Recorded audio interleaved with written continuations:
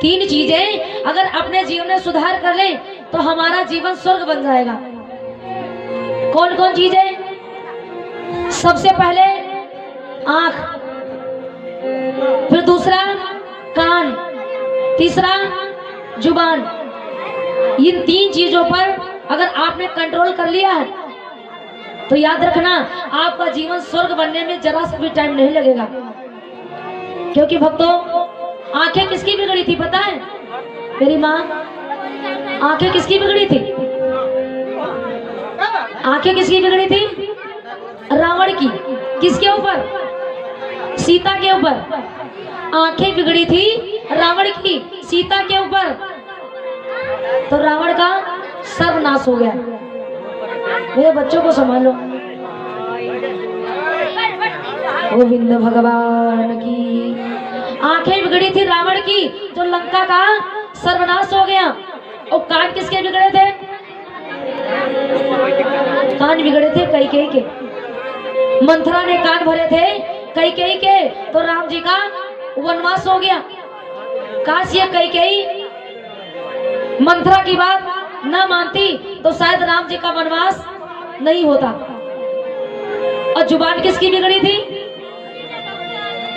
जुबान बिगड़ी थी मैया द्रौपदी जी की। द्रौपदी जी की जुबान कब बिगड़ी थी? जिस समय रावण पांडवों के यहाँ निमंत्रण में आया था और फर्ज समझ करके उसने कदम बढ़ाया, पैर फिसला, वो पानी में गिर गया। तब द्रौपदी मैया को हंसी आ गई।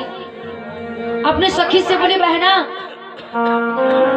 कि भगवान श्याम के इस जग में कुछ अद्भुत अंधे होते हैं, भगवानों के होई नयनवान, अंधे के अंधे होते हैं। ए बहना देखो, ये देखो अंधा आ रहा है और अंधा गिर गया।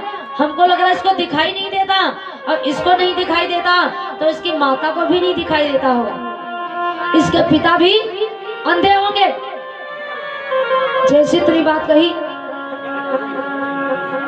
तो दुर्योधन नाराज हो गया द्रौपदी के ऊपर। द्रौपदी की जुबान बिगड़ गई।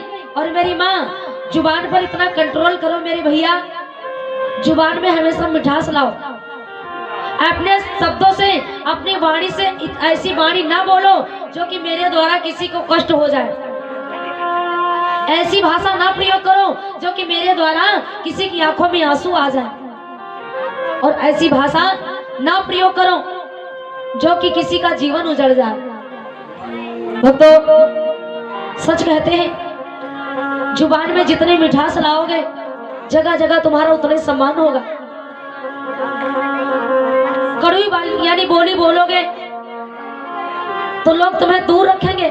मीठा बोलो। मैया द्रौपदी की जुबान बिगड़ गई तो महाभारत का युद्ध हो गया। ये द्रौपदी जानते हो थी कौन? द्रौपदी मैया कौन थी पूर्व जन्म में? भक्तों का भाव आया है क्या कि द्रौपदी कौन थी, 5 पति क्यों हुए?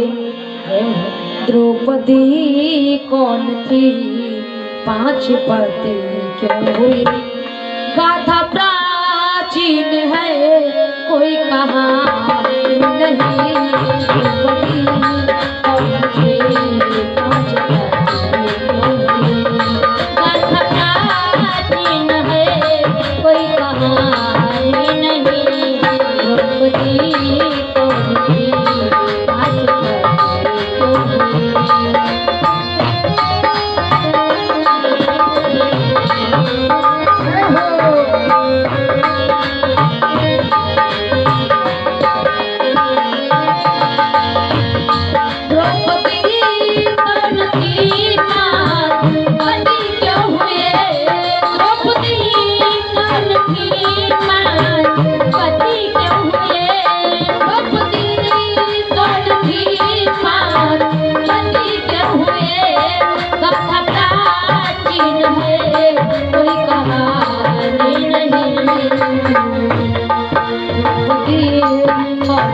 पांच पति क्यों हुए, पांच पति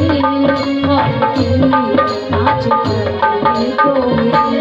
गाथा प्राचीन है कोई कहानी नहीं, पांच पति क्यों हुए।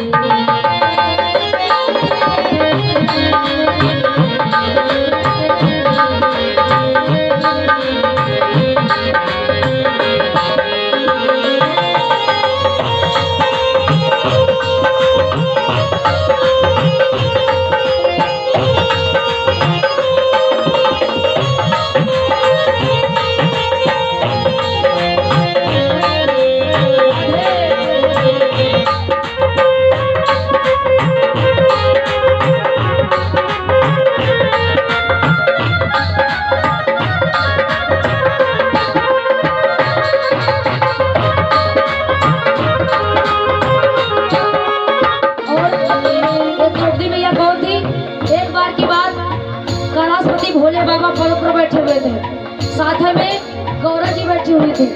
तब तक एक कामधेनु गैया आ गई और उस गैया के पीछे 5 बैल जा रहे थे। एक गैया के पीछे कितने बैल? 5 बैल। और 5 बैलों को देख करके गौरा जी को हंसी आ गई और अपने पति से बोली, स्वामी देखो गैया कितनी बेशर्म है, गैया अकेली और 5-5 पतियों को लिए घूम रही है। गैया के पीछे 5 बैल बैठे कैलाश पर्वत पर वो पशुपति, बैठे कैलाश पर्वत पर वो पशुपति, बैठे कैलाश पर्वत पर वो पशुपति।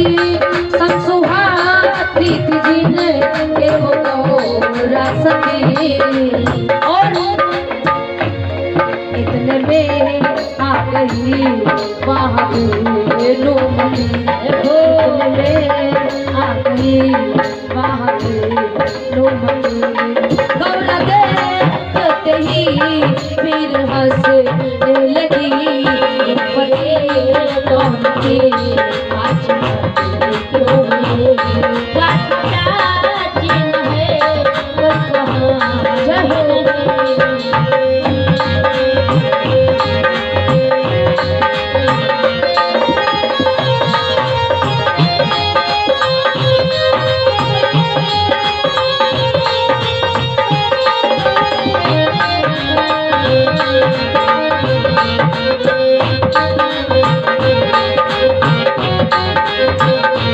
कोई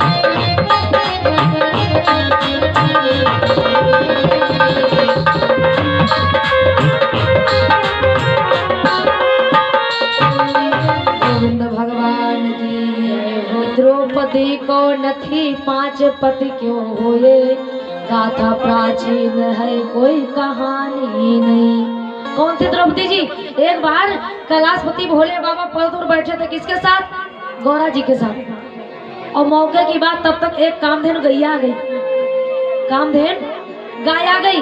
और गाय के पीछे कितने बैल थे? 5 बैल। और 5 बैलों को देख करके गौरा जी को हंसी आ गई। अपने पति से कहे, स्वामी इधर देखो ये गाय कितनी बेशर्म है। भोले बाबा बोले क्यों? बोले गैया अकेले हैं और ये 5-5 पत्नी को लिए घूम। क्या बोली? 5-5 पतियों को लिए घूम रही है। बस कामधेनु गैया को लगी गुस्सा। अरे गौरा जी मैं तो बैलों से जान बचा करके घूम रही हूँ और तुम मुझे बैलों को पति बता रही हो। जाओ हम तुम्हें श्राप देते हैं। कामधेनु गैया ने गौरा जी को श्राप दिया, याद रखना आप तुमने मुझे देख करके हंसा, मेरे ऊपर हंसी हो, इन बैलों को मेरा पति बता रही हो। मेरा तुम्हें श्राप है कि अगले जन्म में तुम भी एक नारी बनोगी। और जैसे आज तुमने मुझे कहा है कि मेरे 5 पति मेरे पति है नहीं, लेकिन तुमने मेरा मजाक बनाया है कि गौरा याद रखना तुमने मेरा मजाक बनाया है और आगे तुम्हारे साथ में ऐसा सच होगा। तुम्हारे 5 पति होंगे। कितने पति होंगे? कामधेनु गैया ने श्राप दिया था, गौरा जी तुम्हारे अगले जन्म में जब नारी के रूप में आओगी तो 5 पति होंगे। और गौरा जी यहाँ पर तो अकेली हंस रही हो, मेरे पति भी नहीं है, फिर भी तुम हंस रही हो। और आगे जब 5 पतियों के साथ में तुम समय व्यतीत करोगी, भरे दरबार में तुम्हारी हंसाई होगी, तुम्हारे 5 पति होंगे, लेकिन तुम्हारी रक्षा करने के लिए एको पति तैयार नहीं होंगे। गौरा जी ने जैसे सुना, बेचारी गौरा जी की आंखों में आंसू आ गए और ये कामधेनु गैया गौरा जी से कहती क्या कि आगे जब द्वार पर युग आई, आगे जब द्वार पर युग आई, आगे जब द्वार पर युग आई।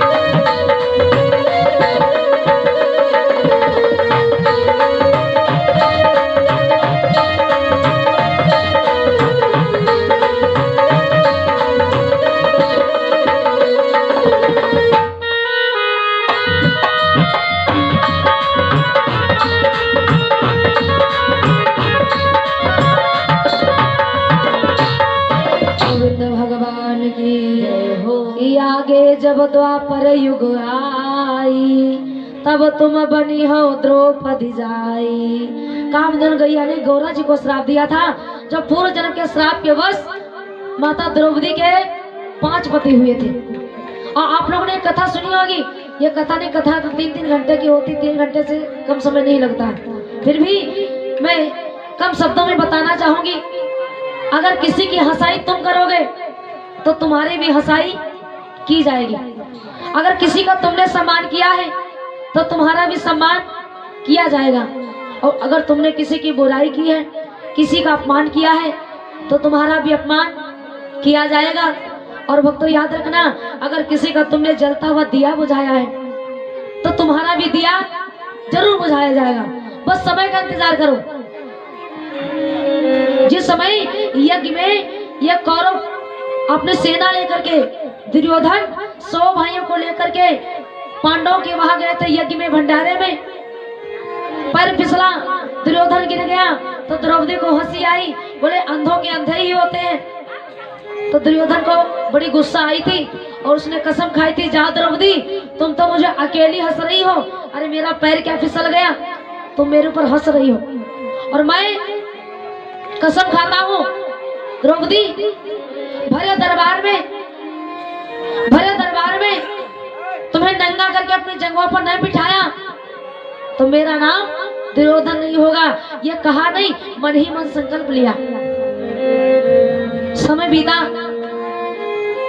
जिस समय कौरव पार्टी यानी दुर्योधन ने भी अपने वहां बढ़िया भंडारा रखा और भंडारे में पांडवों को बुलाया, छल बल के साथ में जुआ खिलवाता है और जुए में सारी संपत्ति हड़प लेता है, जरिया जमीन, माल जायदाद, अस्त्र शस्त्र, घोड़े हाथी, जो कुछ था ये सब कुछ जुए में जीत लिया। और अंत में ही पांडवों ने द्रौपदी को भी दांव पे लगा करके जुआ खेल लिया। द्रौपदी ने ये द्रौपदी मैया 5 पांडवों के साथ में गई थी भंडारे में, और इधर दुर्योधन ने द्रौपदी को भी दांव पे जीत लेता है, छल बल के साथ में जुआ खिलवाता है मामा शकुनी से और पांडवों से। शकुनी मामा पासा फेंकते हैं, दुर्योधन और पांडवों के बीच में जुआ हुआ छल बल के साथ में। आखिर को पांडव लोग द्रौपदी को भी हार जाते हैं, भैया जुआ खेलना, लेकिन पत्नी को कभी भी दांव पर ना लगाना।